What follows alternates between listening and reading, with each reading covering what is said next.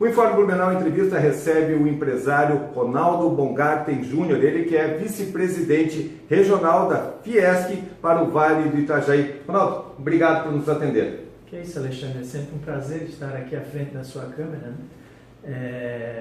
Podendo aí, tentando responder as suas perguntas que normalmente são muito difíceis. Nada, que isso.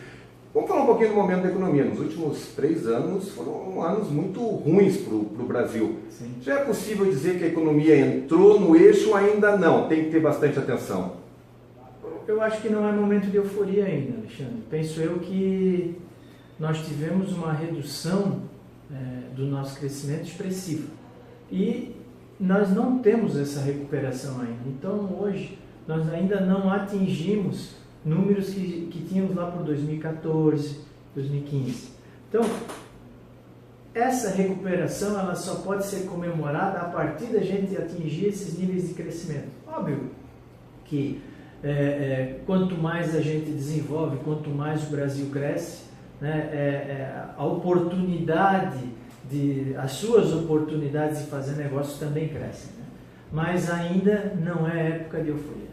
Vamos falar sobre uma situação que atinge Santa Catarina, sobre a medida provisória 220/2018 que o governador Pinho Moreira mandou para a Assembleia, que está dividindo entidades empresariais, está dividindo inclusive os partidos políticos. Ela reduz a alíquota de 17% para 12% do ICMS. A Fiesc está apoiando, já a FEComércio está contrária.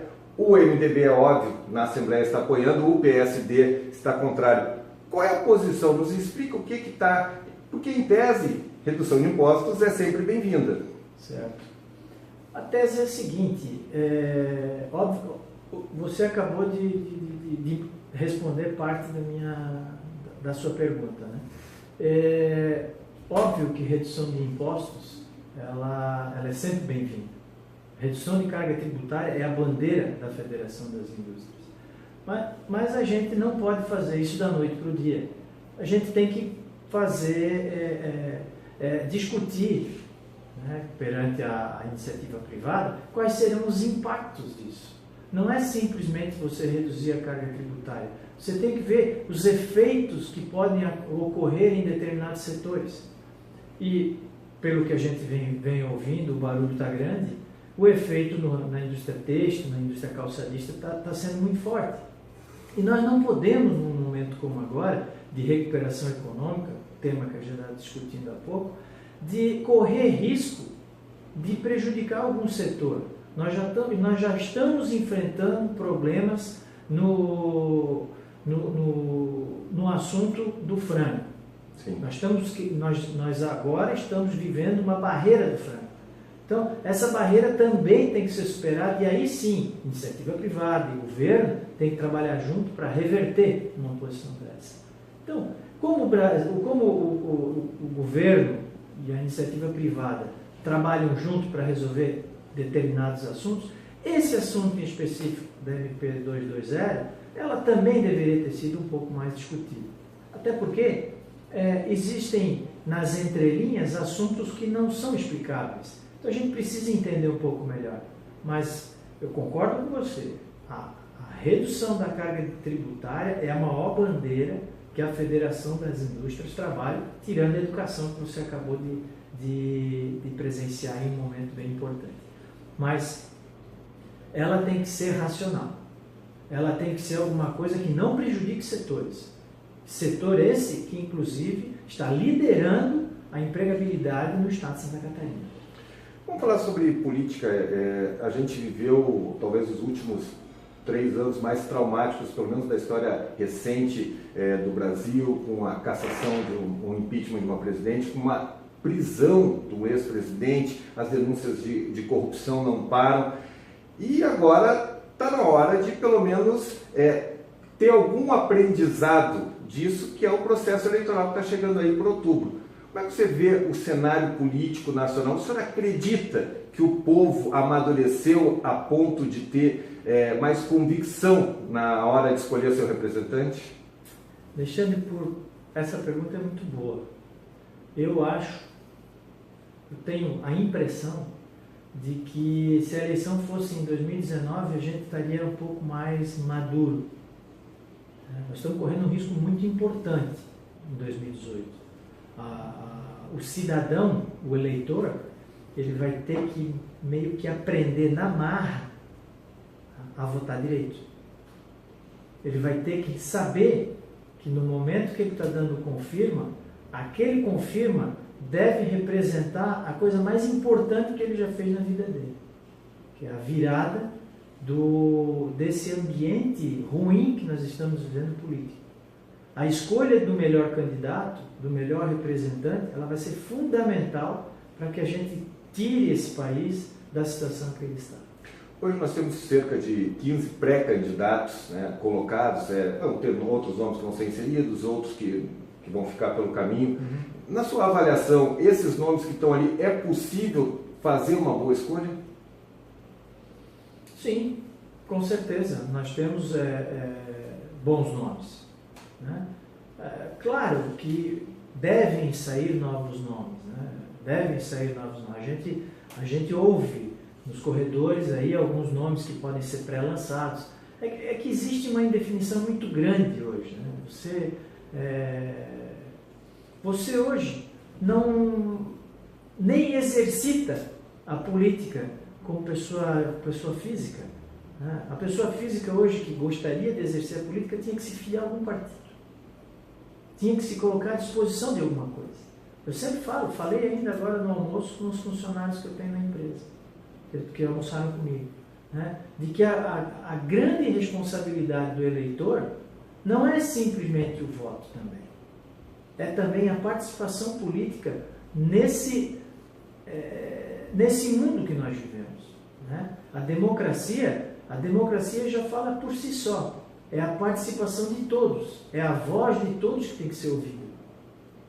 Cenário político estadual, a gente tem os pré-candidatos também colocados, aí já não é tantos pré-candidatos como o cenário nacional, mas a gente não vê nada de novo. São nomes, inclusive, nomes que já participaram do processo ou são bastante políticos, são bastante conhecidos da política regional. Como é que você está avaliando esse cenário, essas movimentações que ainda também estão muito indefinidas, a gente não sabe quem vai com quem? A indefinição ela é muito grande nesse momento, né? Tem muita gente esperando algo diferente que possa acontecer.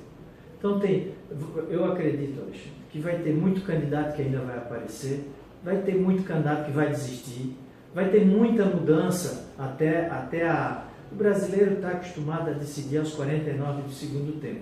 Então, com certeza, muita coisa vai mudar e muita especulação ainda vai acontecer. Blumenau sempre reclama da falta de representatividade política.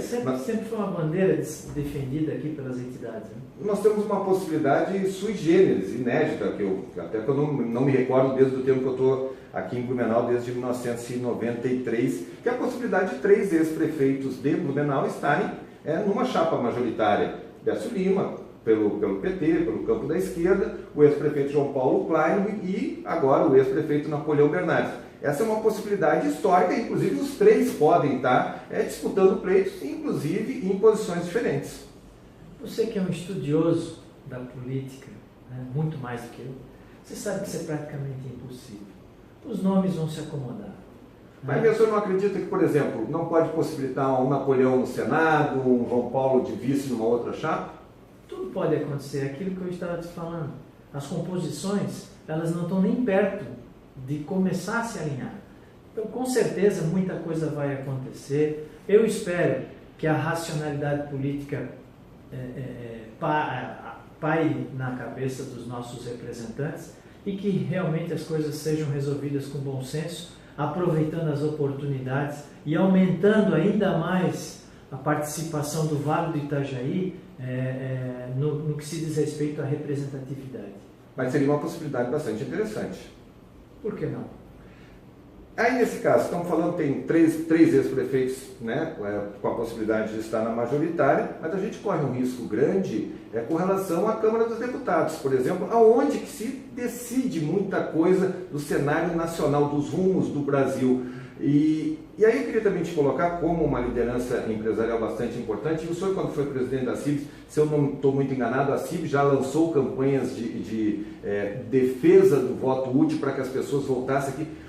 Eu estou sentindo as entidades empresariais um pouco quietas nesse sentido. E o senhor acha que não é importante que a gente comece a bater nessa tecla, porque a gente corre um risco muito grande. Hoje nós temos, mal ou bem, nós temos 2 deputados federais que provavelmente, pelo que está tudo indicando, não vão para a disputa.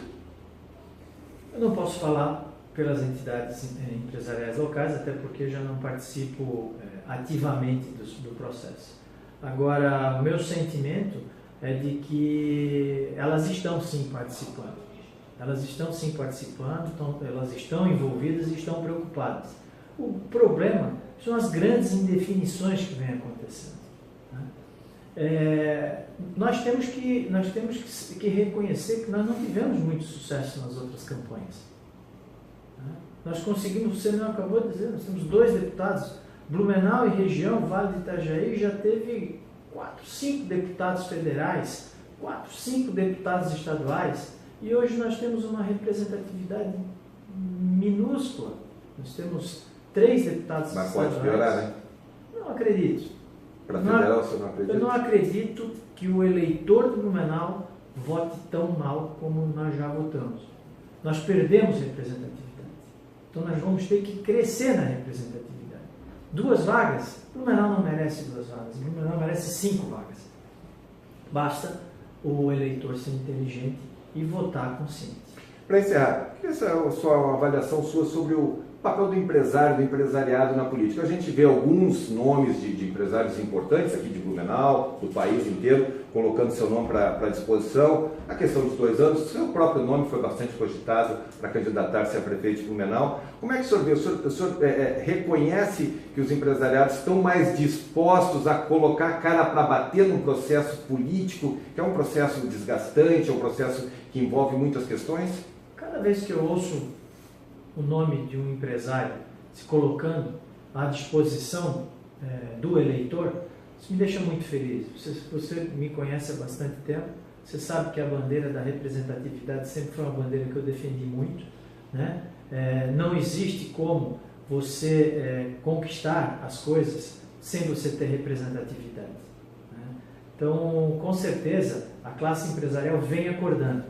É uma pena que nós tenhamos um número tão pequeno. Hoje nós estamos falando especificamente de 2 candidatos da iniciativa privada, que estão se colocando seus nomes à disposição. Então, é uma pena que apenas esses 2 são dois blumenauenses de coragem que estão colocando seu nome à disposição. A esperança é que outros apareçam. A esperança é que realmente a classe empresarial acorde e que ela entenda que ela tem que assumir o seu papel. Mas vamos lembrar que Blumenau já era legislada por uma grande maioria da classe empresarial e que fez muitas das coisas que nós ainda estamos usufruindo, né? Então, boa parte da infraestrutura que a gente vem usufruindo foi na época que o pessoal fazia efetivamente. Óbvio que a situação é outra. Hoje em dia as regras são outras, o jogo é diferente, mas eu acredito que com bastante bom senso, com bastante responsabilidade e com um pouquinho mais de agressividade, a classe empresarial tem sim a colaborar, não só a gestão do município, como a gestão do Estado e a gestão dos países. Ronaldo Baumgarten Júnior, vice-presidente regional da Fiesp do Vale do Itajaí, obrigado mais uma vez pela deferência com o Informe Blumenau. Que é isso, Alexandre, é sempre um prazer atender um chamamento seu e fico à disposição e também coloco à disposição para entrevistas de programas como esse que você acabou de ver a abertura aí. O programa que o Ronaldo se refere é o programa Novos Caminhos, que também em breve vai estar no Informe Blumenau. Quero agradecer mais uma vez ao Ronaldo Baumgarten, e esse é o Informe Blumenau Entrevista, sempre trazendo uma personalidade aqui de Blumenau e da região para fazer uma reflexão sobre o momento atual. Até a próxima!